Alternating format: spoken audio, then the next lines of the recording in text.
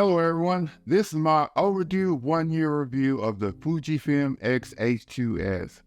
I would have made this video sooner, but this camera is used in my YouTube video productions and I count on it a lot. The X H2s is so versatile, who could ask for a better hybrid camera that balances photography and video better than most crop sensor cameras on the market. But, I want to say but. There's more room for improvement on this camera. Find out next what I thought about this camera after a year of heavy use. Hello everyone, my name is Vaughn. I'm an event photographer and a part-time video creator here on YouTube. To start, the Fujifilm X H2s, that's a lot to say, has been my favorite camera for accessorizing. Look, you can add a gimbal for when you're doing run and gun shots. You could add this adapter when you want to adapt other Nikon lenses or other third-party lenses. You can buy an adapter for Canon. You can adapt anamorphic lenses, and there are so many other things you can do with this camera. So this video wouldn't be right if I didn't start with the specs of this spectacular hybrid camera. Here we go. The Fujifilm X H2s has a 26.1 megapixel stacked BSI CMOS sensor. What does that mean? It's fast. It has 40 frames per second, blackout free burst shooting, and can reach 30 frames per second for over 1,000 frames in JPEG. It has a mechanical and electronic shutter. It has improved subject detection autofocus for a Fujifilm camera. I did a video on the autofocus. Go to the link above. On the video side of this dynamic camera, there is open gate 6.2K 30p 422 10-bit and 4K 120p high-speed video recording. But I have one gripe I need Fujifilm to fix. On my Nikon cameras, I have this little lever where I can switch between video and photography. But with Fujifilm, they have it where you had to put it on the dial. It's a minor inconvenience, but I've been living with it. As for the menu system, if you have owned a Panasonic camera, then you'll love the many layers of menus for the X H2s. This menu system gives you many options to fully customize this camera to your taste. I'm a technophile, so the complexity of the menus makes this an ideal camera for those that want full control over the camera's dynamic range, color, autofocus settings, manual settings. You can customize it the way you want it. And for one of the features that made me purchase this camera, it was the Apple ProRes support built into the camera. I don't have to always carry around my Atmos monitor for Apple ProRes or purchase a separate upgrade. To tame the power of the Apple ProRes, which will eat up memory, there's one CF Express slot and one SD slot. This camera can eat up memory like the Cookie Monster when you're using the Apple ProRes. I never get down here for the eye candy, so let me tell you my initial impressions of this camera body. This camera is rugged. This camera feels great in your hands, and on the grip, there's enough room for all 4 of my fingers, and I have a big hand. There are Nikon Z6 comparisons. If you look at the two cameras, they're about the same size as this full frame Nikon camera. Now let's go over the dials on the top. This is where I always get in trouble when I'm doing a video on this camera. Is where are the extra dials for the Fujifilm camera? This camera wasn't loved by the Fujifilm community as much because it doesn't have all the extra dials. It has the command dial here, it has an LCD screen, and it's missing the other dials. And it basically looks like your normal Canons as Sony, Nikon cameras, and that's what made Fujifilm such a niche camera, because it had all the dials. So Fujifilm basically was trying to snag some of the people from Nikon and Canon and Sony, and they snagged me with their marketing hook. Now, the only issue I have with this camera, among a few other things, is these tiny buttons right here, these tiny custom buttons right here. These are a little bit tiny and hard to figure. See, look at that. Another thing that annoys me sometimes is this joystick. It's a little small. Also, I love this articulating screen. It's bright and has 1,620,000,000 dots of resolution. The viewfinder is a 5.76 dot OLED display, and it's really bright. And look at that. It fully articulates. That's great when you're out running and gunning. If you're new to my channel, I did a review when I first bought this camera that was more comprehensive. Go to the link above. Now I want to talk about my photography experience with the Fujifilm X H2s. This is an APS-C sensor camera or crop sensor camera. Most new users need to know that they will have a different experience with an APS-C camera than they will with a full frame camera. Let's start with my photography experience with this camera. Initially, I bought this camera for its stack sensor, a mini Z9 at half the price I thought. I needed a fast camera for my daughter's wedding so I could do her photography and video. Now having a Nikon Z9, I think that was a great marketing campaign by Fujifilm. Let's start with my experience with daylight photography. The camera has a minimum ISO of 160 and a maximum of 12,800. You can go lower with a boosted minimum ISO of 80 and a boosted ISO maximum of 51,200, but these boosted modes introduce more noise and you probably don't want to use them unless you just have to. Using a lens with a low f-stop of 2.8 or lower means you have to use a faster shutter speed in daylight or an ND filter to tame the ambient light. I expected this being a previous owner of an APS-C camera and a Micro Four Thirds camera. But what I didn't expect was leaving my ND filters behind all the time or leaving them in my bag. You know, as photographers, we have a lot of bags. Now, since this camera has a stack sensor, it creates some heat.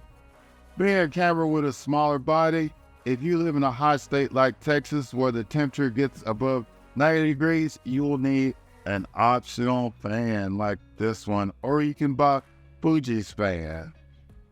The hot warning will come on at 90-degree heat in about 15 to 30 minutes, so you're gonna need this. My recommendation is to use the golden hours to your advantage. The light is just right in the morning and it's not as hot. Now, this camera already seems like a handful, but it's really not. It's not any different than any camera on the market. Every ecosystem has its own workarounds. With the Fujifilm X H2s, I do casual portraits of family and friends. I take photos of wildlife and scenery. I initially thought I would use this camera as a backup for the Nikon Z6 II, but I had one issue that made me not use this camera for professional photography. Yes, I don't use it for my professional photography. I know I'm going to get all those comments about how I'm biased against crop sensor cameras. By the way, leave those comments if your experience was different than mine. This one slight issue made me not use it for my professional event photography. I noticed that in low light situations, this camera would focus in near darkness, which sounds awesome. But when I started to develop the images in Lightroom, they were out of focus or blurred. A few images had missed focus. From online discussions, it appears the face detect box turns green on faces even when it's not focused. Thanks. The camera is trying too hard to please users. That's what I thought. And it's probably because it's looking for something contrasting and it found something in the dark.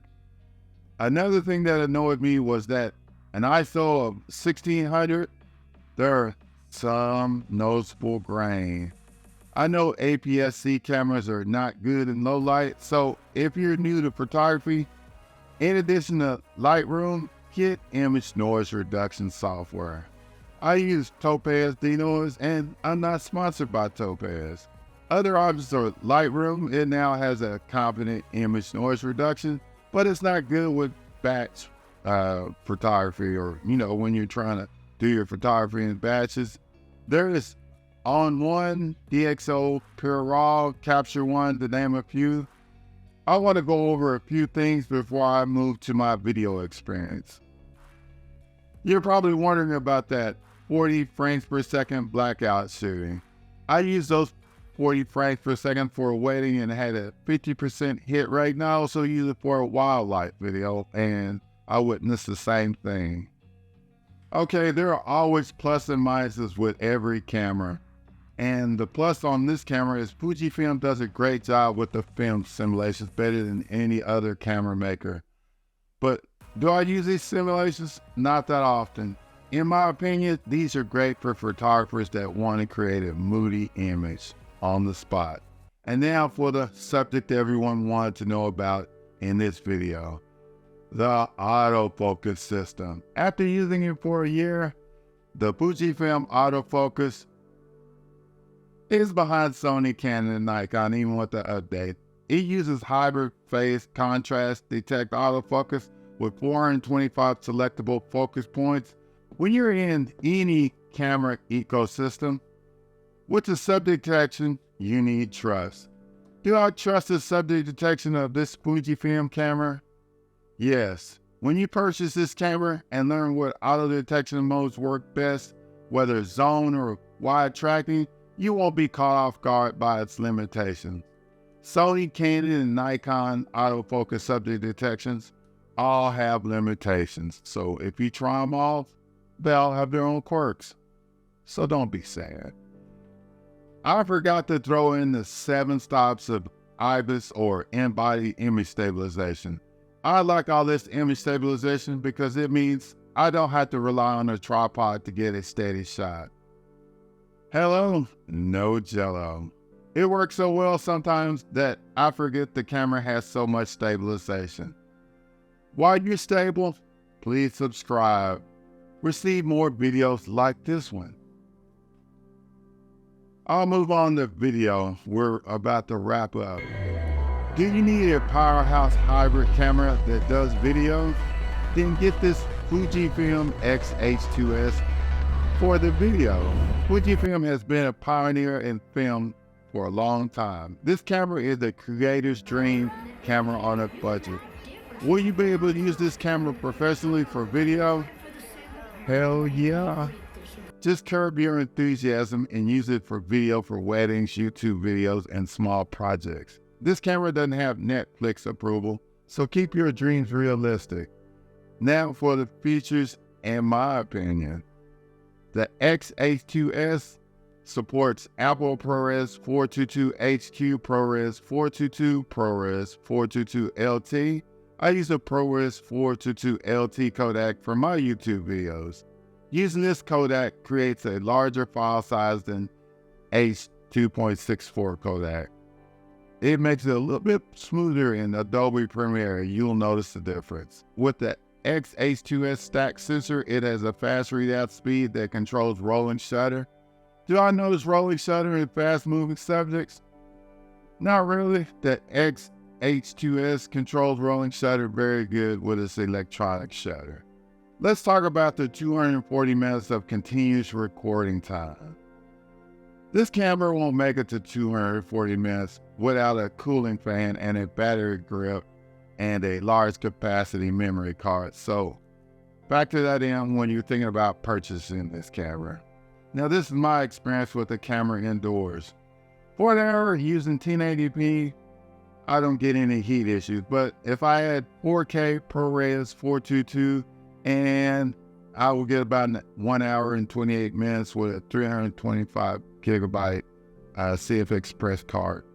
Eventually, I will receive a hot card warning, but the camera will work a little bit before it cuts off. Your mileage may vary. Now for the OpenGate 6.2K movies. They can be recorded entirely at 30p in 422 10-bit color.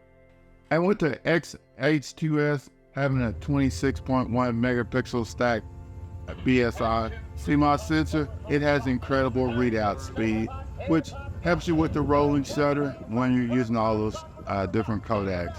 resulting in a more natural looking motion with your videos. You'll notice it right away. Now for you color graders, this camera has F-Log and F-Log2, which gives you more dynamic range. Fujifilm claims it expands the dynamic range of 14 plus stops. I personally use F-Log to make my YouTube videos more lively and engaging. I'm still working on, getting my dynamic range correct, but that's not the camera's fault. Since this is a 1 year review, this is one thing that I noticed that was a limitation. One of the limitations of this camera is using it outdoors. If the temperature is below 70 degrees, then your recording times will not suffer. But anything above 70 degrees, you will need a fan. This fan was $30. Fujifilm offers one for $250. It just attaches to the rear of the camera. This one uses suction cups and Velcro. I will leave a link in the descriptions for this fan. See, it just attaches like that, and it's gonna work like that. To wrap up this video, I want to talk about subject detection in video. The subject tracking works great, but to optimize the camera, you will need some fast glass. If you plan to use a kit lens or an older Fujifilm lens, you'll be disappointed, and the camera will be very sluggish in autofocus. Invest in good glass and you will be happy with the cinematic results you can get from this camera. Also, if you use Fujifilm's anamorphic lenses and lenses from Artisan or Soaring with an adapter, these additions add to the learning curve of this camera, whether a newbie or experienced content creator. So with this camera, have fun and you will reap the rewards. Now to wrap up this video, the Fujifilm X H2s is a mainstream camera. This is an artisan camera that the video creative community understands. It's like buying a chef's knife that was recommended to you by a Michelin chef, not a Ginsu knife commercial. There is a reason B&H and Adorama called me numerous times for this camera as a trade-in.